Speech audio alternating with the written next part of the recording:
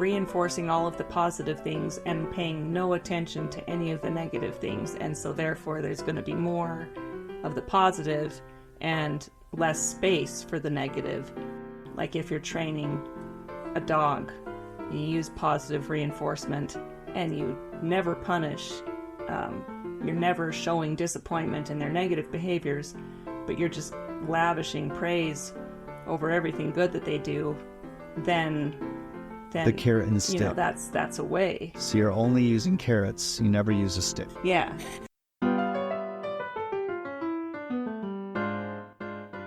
You are listening to our podcast, Do You Have a Minute?, in which a guy and his daughter dive into deep discussions about life's most profound and mundane questions. While we know we don't have all the answers, and possibly none of them, we open our minds to new perspectives, and most importantly, we have a good time in conversation. Join us as we explore the unknown together. Hey, what are we talking about today? All your stuff. We're talking about disappointment. And I had another word we need to talk about along with that. It's the dis words. So let's start with dis. Okay. Discover. Yeah, discover, disappointment. We have to start with dis, because if you diss somebody, what does that mean you did to them? So, dis has two S's in it. Does it? I think it only has one. If you diss somebody, disrespect, is that what that means generally? Yeah. I'm just looking it up. So if you're using it just by itself, you've got to put two S's in it, and then it's to treat with disrespect or to find fault with. Okay. Disrespectful. So dis with two S's. Okay. So just never diss anybody, or you have to add another S, and that's just too much effort. You don't want to do that. Too much. So you may as well never do it. So is it better off just to never do it than to have to worry about adding an S? Yeah. Better never to do it. So other dis words, what were you thinking? Well, just that way. Disappoint. You got the disrespect for dis, and disillusion. Yeah. Disillusioned is so. Let's go with those. Okay. The one we're talking about is disappoint. To disappoint, what literally does that mean? Are we going to get into the etymology of the word? First. So appointing. If you're appointing someone, that means you're choosing them for a task or a position or a location in your, even in your, it says expectation, to fail in the hopes or expectations of another. So that's what disappointment means. Their hopes or expectations. Someone is hoping that you're going to fulfill a certain thing, or have an expectation of you, or some hope is on your side that you're, and it's an actual task. You're actually there. It's a position. That's what I'm thinking of. Appointment. You're not doing something that you could actually physically do. You're physically expected to do something. You can disappoint in other than physical. I don't know. You can appoint someone in other than physical. I don't know. Let's see. Okay. Appoint. This is getting confusing already. Appoint versus disappoint. Dis doesn't mean on, does it? It's not the same as on point. Well, it means a failure to the opposite of appointed. You either appoint something or appointed. You're disappointed. The person that you don't say, "I'm very appointed in you." What do you say instead of that? If you're not disappointed, how do you? I'm happy. What? You met my expectations. I'm very pleased with your performance.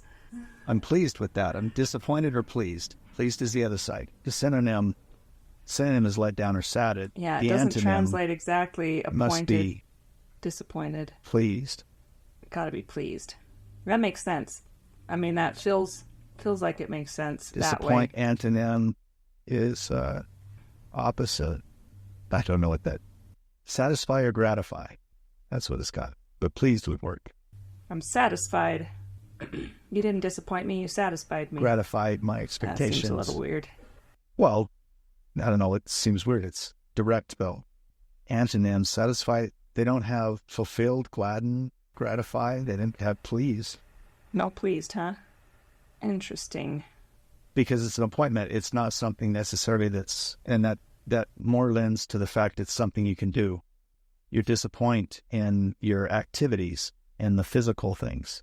Gladden is pleased. They use the word gladden. They just didn't put pleased on here, but gladden and pleased are about the same thing. Yeah. Okay. So what would it take for you to be disappointed in something? So the two parts of disappointment, you have the person who is disappointing another and the person that is disappointed by another. So those two sides, you talk about that. So we talk about that first. Right. I think since everything is in the eye of the beholder, one person can't be disappointing. I think maybe someone can't be disappointing, like in their own nature, in their own right. Like I'm going to be a disappointing person. I don't think that they can do that. You can't choose to be disappointing. Yeah. You can disappoint yourself, but you can't say everything I do today is going to disappoint. I'm going to disappoint today. I'm going to... Right. You shouldn't. Can you, though? Can you? Can you say, I'm going to do everything I can to disappoint my spouse today or disappoint my boss? It means... But what if they choose not to be disappointed? That's what makes this a corollary of love, then, right? You can love someone, but they don't have to accept it. I guess so. So maybe love is the opposite of disappointment. It could be one of those positive words. They say you can give love, but you can't make someone receive it. You can't make someone receive your disappointing attitude, disappointing action. You're trying to disappoint them, and they still like you. That's a problem. And they still choose. They choose that. So you can try all that you can to not disappoint someone, and they can still choose to be disappointed in you. So subjective. So it's subjective. You can't objectively disappoint.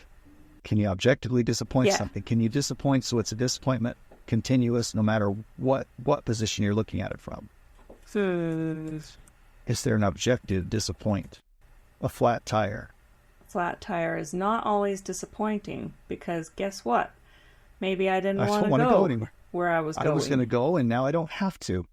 I don't have to do it. Now I don't have to go. And I have a good reason. So it's a disappointment. I can say, oh, I'm so disappointed my tire's not working, but actually I'm gladdened, so pleased. Yeah. But I can't get where I was going. Right. So that comes back to my question for you is, for you, specifically, what does it take to disappoint you? Could anyone disappoint me? Could I be disappointed? Have I ever been disappointed? That's the way to look at it. Can I find a time in my life?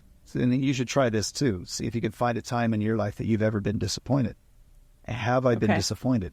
I'm trying to think that through. I don't know. Yeah. Have I ever been disappointed? That I expected something to happen and it didn't happen. Were you trying to get, you were used to be in running, right? And did you expect that you were going to win a race and then didn't, and you were disappointed in yourself? Was I ever disappointed in my own production? Yeah. Like or maybe you determined that you were never going to do something, but then one day you did it. You're like, oh man, I can't believe I did that. Like, I'm so disappointed in myself. No. I don't think you have to be disappointed, even though, you do things that you didn't want to do all the time. That's standard. Depression. Well, and you don't have to feel disappointed.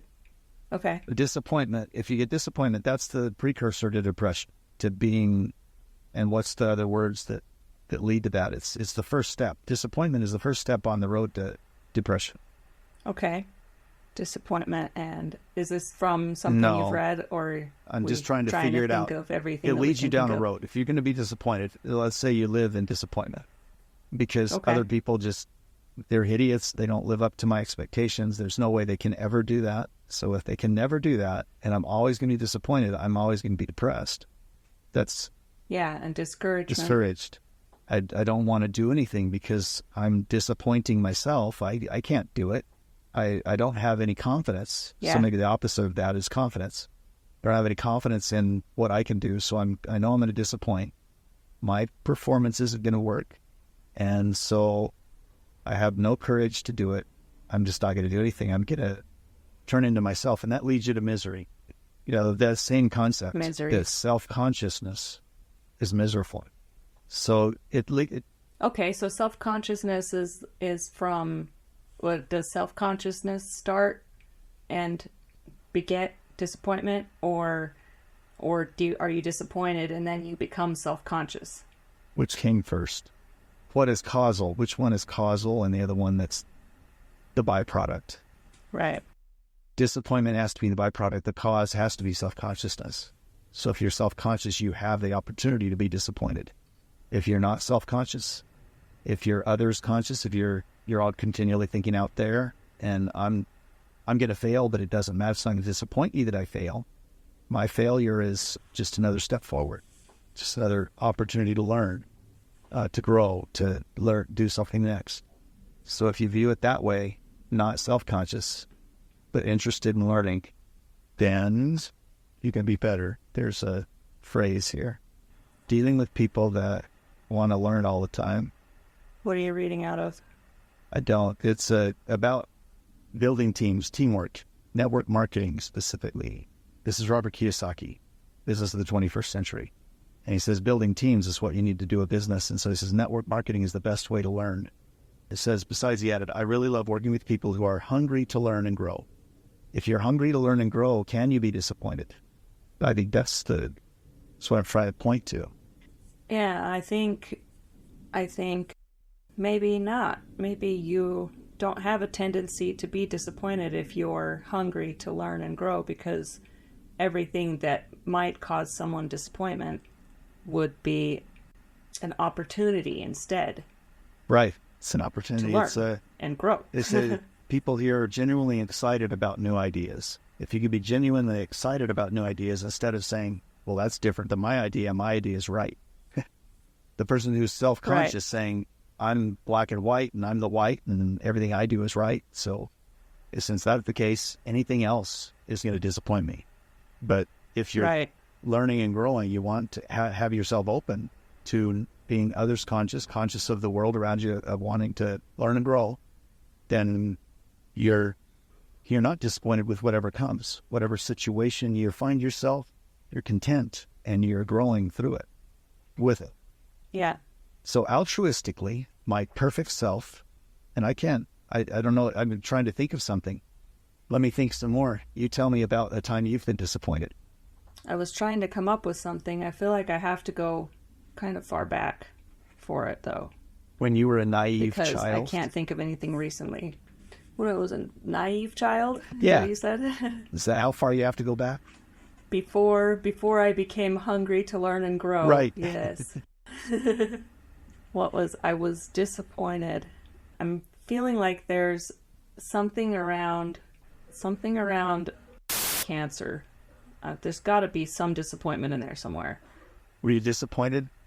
I wasn't disappointed when she was diagnosed. I was very sad, but there wasn't any. It feels like I had to be disappointed in something. You have to have someone to blame for not following through with what you expected. Yeah, because there's two parties, right? It's two parties involved. You have to be disappointed in someone or something. Yeah, and even if that other party is self, if like it's me, myself, disappointed and in yourself. I'm disappointed in myself. But there was nothing to be disappointed in there. So let me speak scripturally for a minute. What? Timothy, where it talks about if you aspire to be a bishop, you aspire a good thing, but no one can be a bishop or be a leader in a church if he doesn't have the correct rule over his own house. So you've got to work if your family life isn't appropriate, and that's why we started with the community discussions. So if I use that as disappointment, that's probably where I could come the closest. I'm disappointed that my family life isn't strong the way I would envision it to be, what I expect. What you expect now, or what past you expected? What I expect the life is supposed to be. And if I use that scripture as a base, you expect that if you do enough work, if you do good enough work, that your family can be helpful with you. Your tier 1 can support your efforts into tier 2. And that's an expectation. Yeah. I can be disappointed, not necessarily in them for not supporting me, but disappointed in myself for not being the right person that can be supported by going to tier 2, because tier 1 is still in a dangerous Well, we've had a couple of like you're not a couple doing of enough. hurricanes that happened in hurricane mode. It's in chaos. Yeah. If tier 1's still in chaos, you can't step out and do tier 2 stuff. So there's a disappointment in that. And I am generally disappointed in that. And you get disappointed. I mean, I've had goals. I've had expectations, or, that your business is going to be to a certain level, or that you're going to, rich and famous. Yeah. You have expectation to be rich and famous. Rich and famous. And you're disappointed in that. You're not. But I'm not done. I guess there's got to be levels of disappointment. So I could say I am disappointed that my position in life at this age isn't stronger. And others are disappointed in me that it's not stronger at this point. You would expect that someone who's an empty nester has things figured out. Yeah. But I'm still working on it. With you, you're much further ahead because you're right in the middle of teenagerhood in your house, and you're figuring it out. So you'll have it figured out by the time that you're an empty nester, right? Yeah. Are we speaking specifically about finances? Is that what we're... Finances and living and... Is that what needs to be operating figured out? in the world, being of service, serving communities like we were talking about. Second tier work. Yeah. And possibly being invited to the third tier that we talked about. So being of value, changing the world. The change of the world, you have a better chance of it than me because I'm already... Though that's not necessarily true. You're already in your 60s, and what do you do now? Yeah, we could call it a disappointment, but it's not even close to being a disappointment for me. So you have to try to figure that out. I could say, yeah, that's a disappointment, and I could try to be disappointed in it, but I'm not at all disappointed in that. And why? Why am I not? Because you don't want to be. Because of faith? Are you? Because you're hungry for learning and growth. Yeah, what that said, hungry to learn and grow. And genuinely excited about new ideas. There's new ideas everywhere. And I continue to discuss them and write them down. And I've got my little book. Yeah, I don't have the commonplace book, but I should. But you sure do have a folder of papers. Every page. I mean, there's 4 of them right here. Here's one. It's a commonplace book. It's just on a piece of paper. Yeah. And that's what's jumbling my office. That's why I'm so filled with all these stacks of papers. There's important stuff on them. And if they were in a commonplace book, if they were in a book, it would be just as hidden as it is in these files. I would never look. Right. So that's why I'm not. Because Harlan Sanders didn't start his first restaurant until he was 65. Yeah, you've still got time. So that's why there's plenty of time. Yeah. Yeah. And Russell M. Nelson was not given the prophetic mantle until he was 92. And now he's 100. He's had 8 years. No one expected him to have 8 years in his position, leading the church as leading. So, 92 isn't too old. And 65 certainly isn't too old. And I'm not even close to 65. Yeah, there's a lot of people that think that there is a too old to be the president. There's been that thought, right? I loved Ronald Reagan's statement about that, though. He and Mondale. It's an interesting thing. We should link it. As a matter of fact. Okay. We'll put it in the show notes. If we can link that video. They asked him, well, President Reagan, there's discussion about age and whether they gave an example of someone that was too old before. What do you think about age? And Ronald Reagan says, I'm not going to make age a part of this campaign in identifying that my opponent is too young or naive to accomplish the task at hand, or something like that. Because Mondale was in his 40s, and Mondale laughed. I mean, it's in the clip. He laughed at it. It was funny. It was a really funny quip. I'm not going to make age an issue. They were saying, you're too old. Ronald Reagan, you're too old to be president. And they're saying, you're too old to be president. He says, I'm not going to make age a factor in that my opponent's too young and doesn't have enough world experience to operate as president. Right. Okay. So he turned it around the other way and made it. He did an excellent job with that answer. Everyone laughed. He's always used humor. And humor hasn't been part of the current debate in regard to 80s, 82 and whatever, 78, 84. 80s isn't too old, though. Yeah. Assuming you're in good mental help. Unless you start declining and you can't operate. Yeah. But nobody would tell anyone if that's what was happening, right? They wouldn't come right out and say it because you can't lose confidence. Hello. So we took a little break there by way of disappointment because it's our role not to disappoint others. So that happened to be someone very close to me who I care about a lot, and I need to let her know that. And if she thought that I didn't care and I didn't call her back or I didn't try to talk to her right now, she might be disappointed, and she would most likely be disappointed. Yeah, and you were concerned about that. Yes. You would be disappointed in yourself if you didn't do it. Well, I don't know, because I've lived my whole life not doing it so far, and I'm not disappointed in it. But I have You're trying to build a habit? I have determined that it's useful. Maybe I can do something to help the disappointment in others not be so rampant. So I'm saying, in order to dissuade that disappointment, possible disappointment there. Now, there are still things disappointing in that. I've been on the phone all morning still. I had a client call that lasted a long time, and then I talked to another daughter of mine for a bit. Yeah. And that took some time.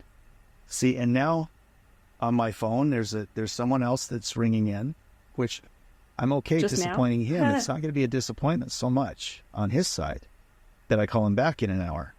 Or because he's expecting that maybe you might be busy. Right, correct. These other people, and he's not going to be disappointed in that. He can leave a message and he won't be disappointed. Yeah. If you choose, expectation.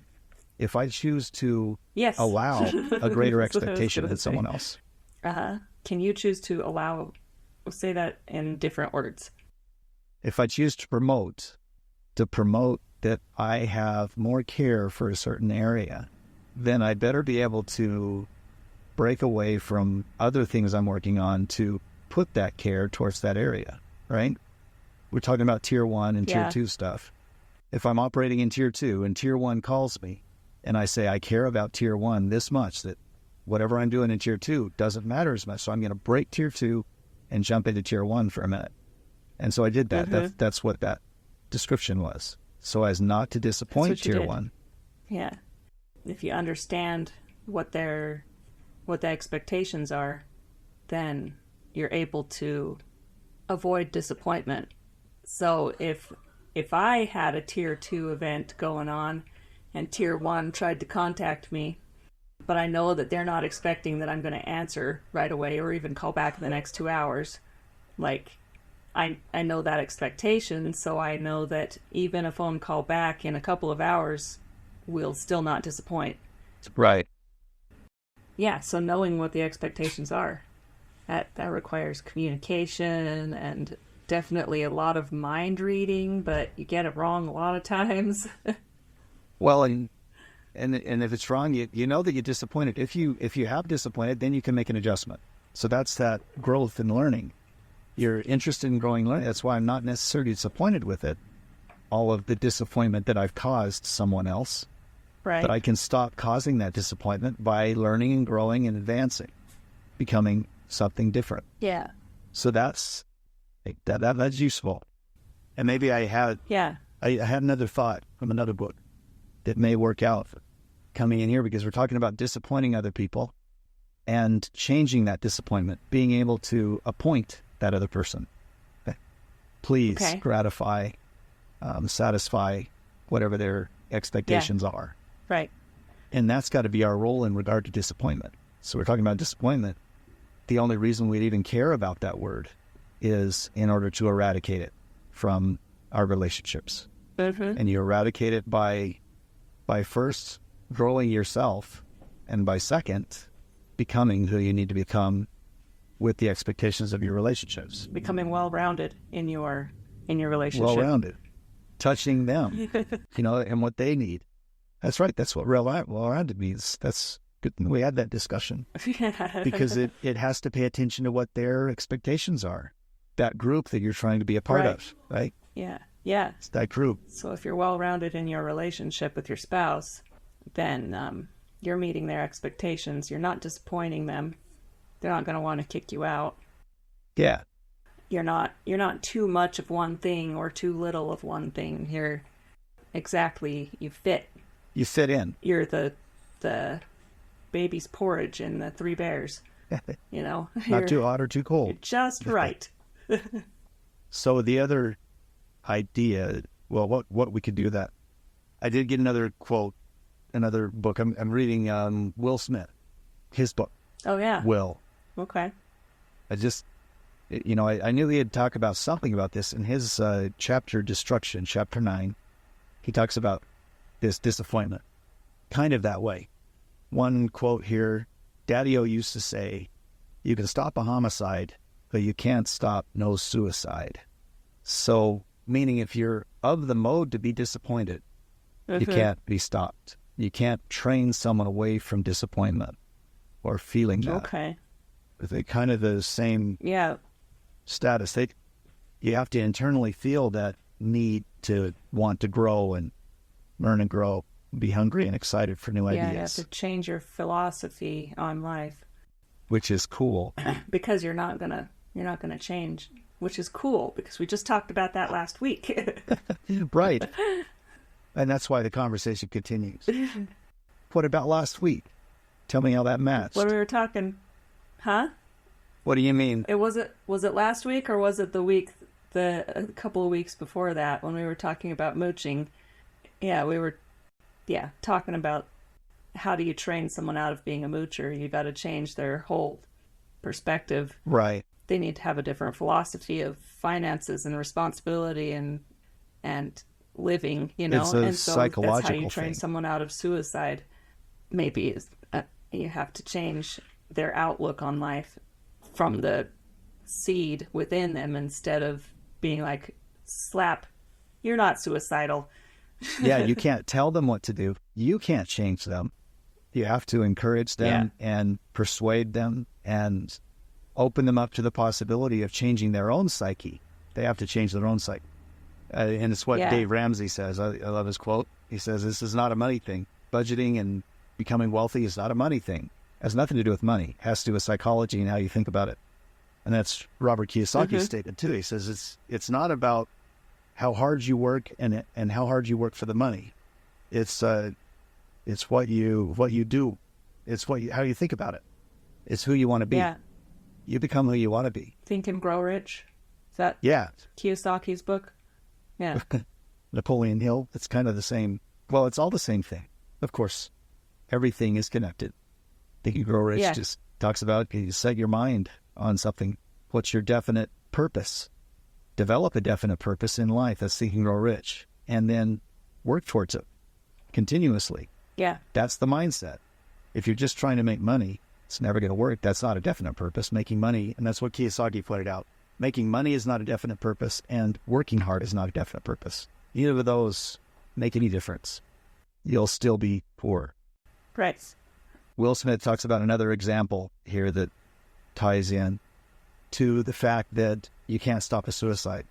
If you're determined to beat yourself down, there's nothing that anyone else can do to get you out of that depressive mode or that disappointing mode. I said, if you're going to fight Mike Tyson, and you have two ways to do that. You can go and get the best trainer and you can do the best work and you can work the best way you can and do everything. But if you go into the fight and kind of halfway did it, Mike knocks you out in 15 seconds. Okay, but if you lollygag during the training, didn't really eat right, and let your boy Pookie train you, and then Mike knocks you out in 15 seconds, now you have to face an unbearable loss. And the loss isn't that you got beat by Mike Tyson. It said, you will know that you didn't only lose to Mike Tyson. You lost to yourself. The fight wasn't you versus Mike. It was you and Mike versus you. So if you don't prepare the right way, if you don't have the definite purpose in mind and you're working towards it and you're building yourself to the challenge that you're going to take on, he says, it isn't two against one. It's you and the universe versus you. It's respectable to lose to the universe. It's a tragedy to lose to yourself. And that would be a great disappointment. Yeah. And in order to lose to yourself, you have to be of that mentality that you're going to disappoint. a tragedy. Is a tragedy a disappointment then? Use that word, it's a tragedy. Maybe not necessarily, because does tragedy imply that it was caused by someone that you can blame? I mean, maybe sometimes it can, but unexplainable acts of God can be tragedies too. Is there another word for that? Natural disaster. A disaster is something you don't have any connection to. A tragedy is something you can probably blame someone for. Okay.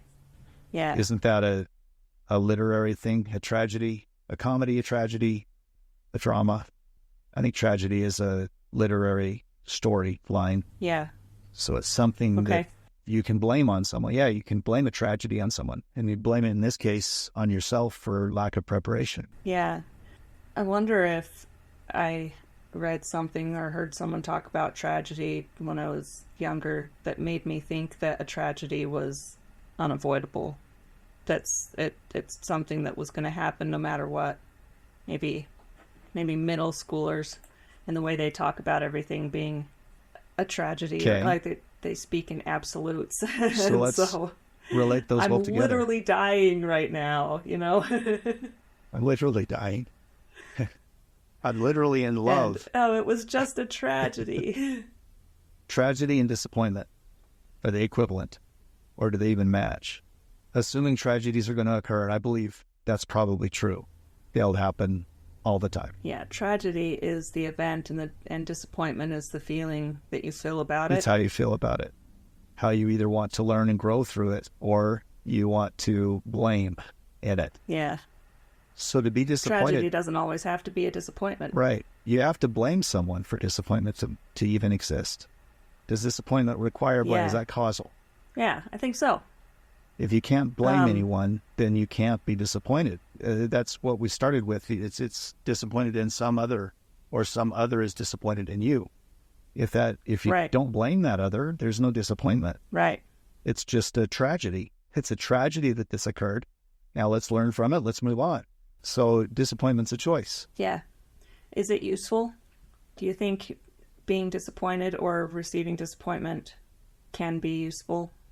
You know my answer to that. Good. Your answer is 7. 7 meaning perfection. Good, get away. Good, get out of here. Yeah. You heard that way too often in your childhood. So now make some what meaning. Is your answer? Make some meaning out of that. Those two are probably very accurate. So what was the question in the first place? Now that you brought in those flippant answers. Is disappointment useful? Is it useful? Is it useful? Good, get out of here. 7. Is it useful? And how do you make those? I'm good at twisting things. I can twist those answers into the right answer for what you're asking. I know you are so good at twisting things. My answer is emphatically no. It has no value. It should never be used. Okay. So why is that? Okay. Even in a conversation I had this morning with my most significant other, she said, you don't know everything. Don't even act like it. What are you acting like you know everything? This conversation, and I want to point that out. Even though I say emphatically it should never be used, I had no idea. It's only just what I'm saying to say something. I'm just filling space. Okay. And I do want to say, if I find out some other reason, that's why we have show notes. Look in the show notes and see the refutation of what I said that I thought was true. I'm searching that out as we're putting it in show notes. And if you identify something that's not true, add it to the show notes and say, we're idiots. And I am. So even though I think emphatically it has no value, do you feel it has any value? Yeah, a little bit, I think. Okay. Because if someone expresses to you that they're disappointed, then that's an illumination of something that you could improve on. You don't have to be disappointed in yourself, but like if no one else is disappointed in you for any other reason, then there's no spaces to grow. You're perfect. Ta-da! Yeah. Nobody is disappointed in me, so I don't have to work hard on anything else. So if you are in a black and white world, everyone's white and there is no black, everyone's perfect, there is no disappointment. In a world that In a world that isn't black and white, that has gray areas, that has faith that we live by, there is always disappointment. You're never meeting the full objective of what even you decided to do. You can't meet the full objective because you don't really understand what the objective is. I mean, in a world of faith and not absolutes, in a world, well, what is that? It's a world of faith. If it's just not absolutes, how does the world talk about it? Gray areas. Yeah, that's how they talk about it. Yeah, psychologically, it's a gray area. There's a whole gamut of gray areas. It's not just black and white. There's not just true and false. That's the scientific method, where all we're doing is trying a hypothesis and then seeing what the examples come out of that, trying to make sense of what we see. Right. So in a world that way, there's always a disappointment. Even if you think you have a good hypothesis, you might be disappointed that the hypothesis in your scientific exploration was the wrong direction. And the results showed something else affected this that wasn't what I thought was going to affect it. So let's adjust our hypothesis. And you can't be... Yeah. Yeah, so disappointment. Well, disappointment is present, but is it useful? And now I'm wondering something else. Let me think. Hold on. Positive reinforcement. Is it the opposite of positive reinforcement? And where you're reinforcing all of the positive things and paying no attention to any of the negative things, and so therefore there's going to be more of the positive and less space for the negative. Like if you're training a dog, you use positive reinforcement and you never punish, you're never showing disappointment in their negative behaviors, but you're just lavishing praise over everything good that they do, then the carrot and stick. That's a way. So you're only using carrots. You never use a stick. Yeah. And so maybe I'm wrong. Do you think that works with dogs? Disappointment. Well, I think people get really mad when they find out that you hit your dog with a stick because they did something bad, because your dog they don't know better. That's the argument. They're trained. That's the argument of capital punishment. Should you swat your children? Uh-huh. And does it work if you don't swat your children?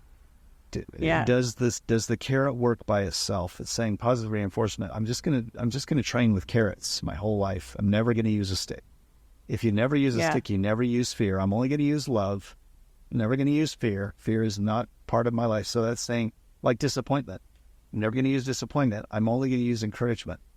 Never going to tell them I'm disappointed in you because you didn't accomplish this the way I wanted. I encourage you because you accomplished 20% of what I wanted you to do.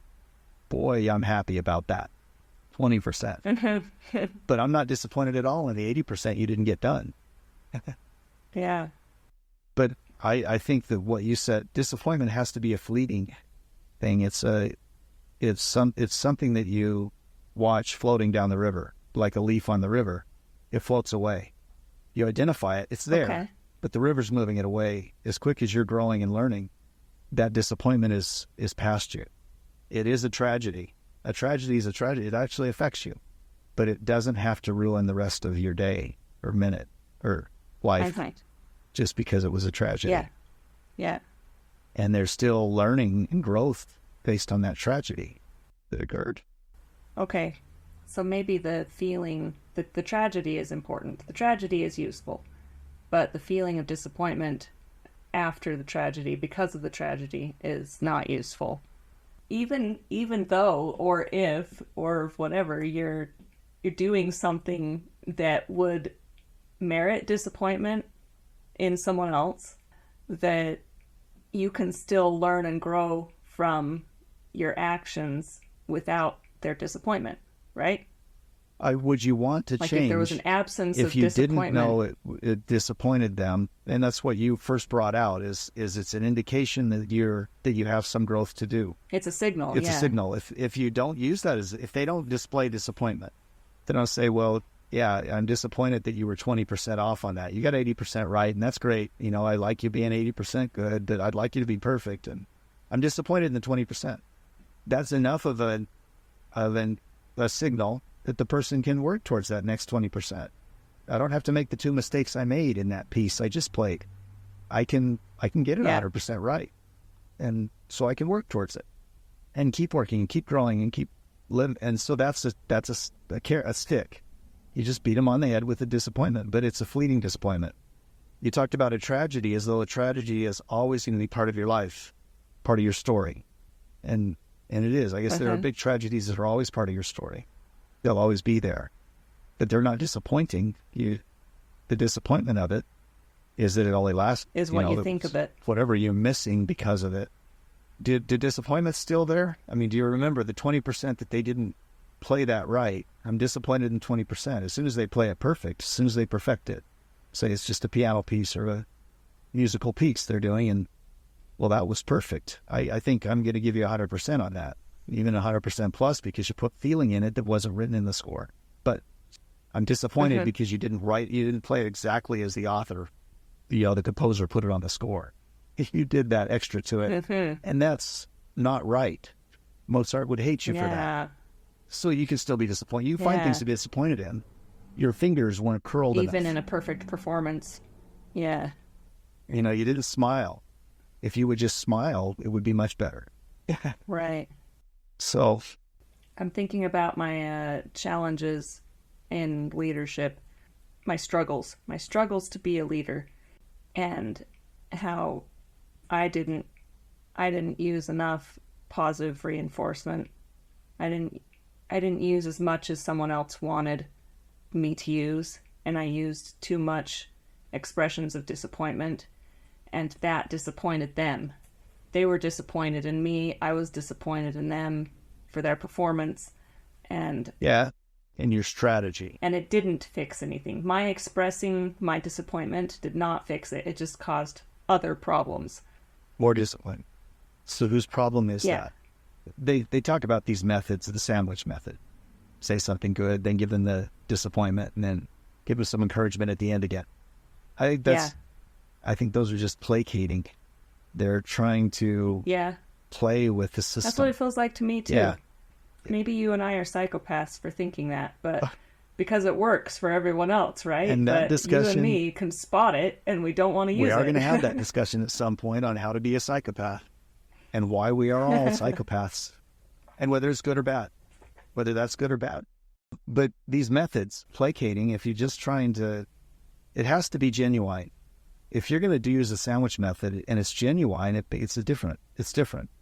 If you really did love the fact that they got 100% perfect on the piece, I'm just going to use the example I just used. 100% perfect. You technically, your fingers moved the right way, a piano piece that Mozart wrote. Yeah. I'm 100% disappointed that you put your own expression in that. He wrote this forte in that piano and you did it backwards and it didn't sound the way he wrote it. And I'm upset by that. But it's nice that you smiled. I love that you smiled when you were doing it, because you thought you were pulling one over on me. And I know that you know that I'm a purist and I want it to play exactly the way Mozart wrote it. The composer's rule is the rule. And you pulled one over on me, so you're smiling. So I love that you smiled. So there's two positive things on the end. But the middle thing, you completely disappointed me in my expectation that the composer is the composer. You can't enhance the composer. Yeah. So if that's genuine, and you're actually, I guess you can do that. But if you're trying to manipulate someone, it's manipulation. Yeah.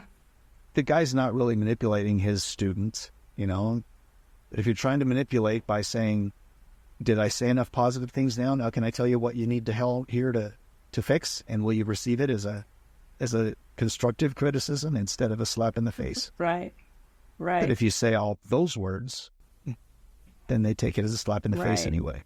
Yeah, manipulation, and that's what it feels like when I think you're using that's that part of what you said method. With your community. You've got to identify your community as what their expectations are. Yeah, fitting in, being well-rounded in a community. You have to fit in. You have to understand what their expectations are, what your expectations are. Make sure they understand what yours are, so that you can make corrections and indicate disappointments. And disappointments that are like a leaf floating on a river that are just floating by. Say, this doesn't mean a whole lot, but I do want to point it out. It's a leaf I've seen floating by. And if you can make sure that leaf doesn't fall again, would be great. Yeah. Yeah. And now I'm remembering that's something else that I had realized was that I expressed my disappointment in unmet expectations, but I forgot that I had to lay out those expectations in the first place. Yeah, they were silent. They were your expectations, but not necessarily voiced to the group beforehand. Right. So they were things that I thought were like common knowledge, but they weren't. So they leadership-wise, maybe instead of trying to correct that thing, you say, well, did I clearly identify it? And so then that's when you come to the group, in front of the group, and say, maybe I didn't make this clear before. We don't want to play wrong notes. If you play wrong notes, I'm going to probably mention it, if that's okay with you guys. Is it all right? Do you guys all agree? Wrong notes aren't going to be allowed? And then they'll say, did anyone play wrong notes? I don't think we... Well, if I notice them, I'm not saying I noticed them right now, but if I notice them, I may mention them. So I just wanted to make that clear. Just make so that then you clear. Go back to the now general. You know what to expect. Yeah, just in general expectation. As a leader in a group, maybe you do voice the general expectation first, and then specifically go to the person and say, I've tried to make it general, and you're still not hearing it. Can you play that for me privately for a minute? Let me show you what I'm hearing. Yeah. And yet, is disappointment useful? It's useful as identifying issues, identifying growth possibilities. Yes. It's not useful to dwell on it, to highlight the disappointment. The disappointment is meant to highlight the event, but that's all. It highlights your change. It highlights your next work project, the next thing you have to grow and advance in and learn about. It's like an acute pain. If it's an acute pain all the time, it's not good if you chronically disappoint or if you're chronically disappointed. Right. Like from the leadership standpoint, if you're chronically disappointed, you're always disappointed in this group, it means you didn't lead them the right direction. You've got to change the leadership. You've got to change how you talk about it and how they fully understand the group and what we're supposed to be accomplishing so that you can eliminate your disappointment. If you live in continual disappointment, it means you're not extending enough effort towards training or leading or helping them grow. Okay. There's another statement here that I marked. Generally excited about new ideas. When you can help as many others, this is how he described network marketing, back to Robert Kiyosaki. He says, I came to realize that while personal success is fulfilling, so your own self is fulfilling, it's much more fulfilling when you can help many others create their own success as well. So when you're leading in a group or whatever you're trying to lead and setting up a team that you want success, it's more gratifying. Less disappointing if you help everyone grow as well. Okay. So receiving disappointment is useful in that way that we had just laid out. Is it useful to dole out disappointment, to express it? To express disappointment. My real question is did this change your mind in whether you're going to let yourself feel disappointment over anything or not? Yes. Do you think that you are going to, from now on, view disappointment in a different light? Be disappointed about something. I'm going to view disappointment in a different light. Yeah. If you think, my emphatic statement earlier that disappointment is never valuable. Yeah. Satan is never valuable. So if disappointment is black and you're white, you're trying to be white and it's black, it's never valuable. But we live in gray. We don't live in black and white. Even if it's black, even if it is definitely black, and you're definitely white, disappointment still has to be identified. And so as long as it's fleeting, as long as you don't live in it, my view of disappointment isn't that you need to eradicate it, but you need to treat it as acute, treat it immediately. You need to use it as a tool instead of a reaction. Or as a characteristic. You use it as a response, maybe. Instead of a reaction? Yeah. A knee-jerk reaction of disappointment. If you're disappointed, if that's just your reaction to everything, it's like someone who says no to everything. Sometimes no is a good thing to say. Yes, if you're just always saying yes. If you're always saying disappointed, I'm always pleased with your effort. There's no value in that. You've got to be disappointed at some point, even if disappointment is just for a percentage of what's going on. Right. Okay. So you've got to use it, and it's an indicator of growth, an indicator toward growth. You're wrong. Isn't disappointment a statement that you're wrong? I believe you're about wrong. Something, yeah. You've disappointed my understanding and truth by saying that, and I believe you're wrong. And here's why. Yeah. So you were disappointed in my emphatic statement that disappointment is useless. You got disappointed in that, so we talked about it a little bit, and my idea changed a little bit. Yeah. You still hold that idea in a black and white world, but, since there's gray. I can see the gray. Different. I'm not going to participate in it, but I see it. Yeah. Right. So what about you and your question on leadership? Did that change? It reminded me I forget.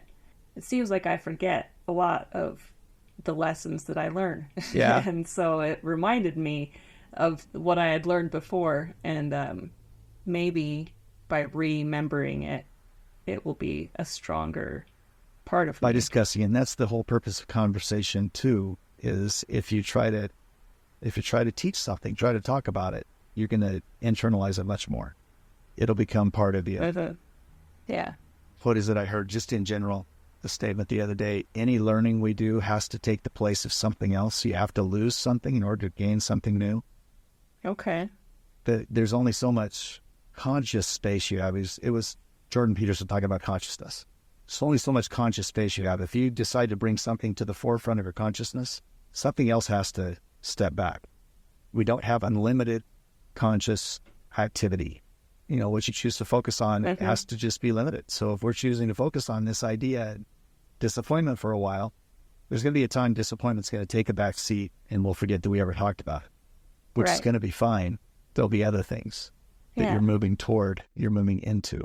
That's the eternal progression, the receding horizon. You're always moving towards it, into something else. Yeah. Very good. So, well, is there anything else? I'm not at all disappointed about where we got to here. Okay, good. not that it's all encouraging, but yeah, I think we're good. Let's end this discussion and know that disappointment is a fleeting thing. You need to identify it, but don't wallow in disappointment. Very good. Yeah, I like that. Don't wallow in it. Okay. Cool. Okay. Thank you for tuning into our podcast. We appreciate you taking time to listen. We'd love to hear your feedback and thoughts. Please continue the conversation with us at doyouhaveaminuteconversations@gmail.com. Your participation means the world to us, and we look forward to sharing more exciting conversations with you in the future.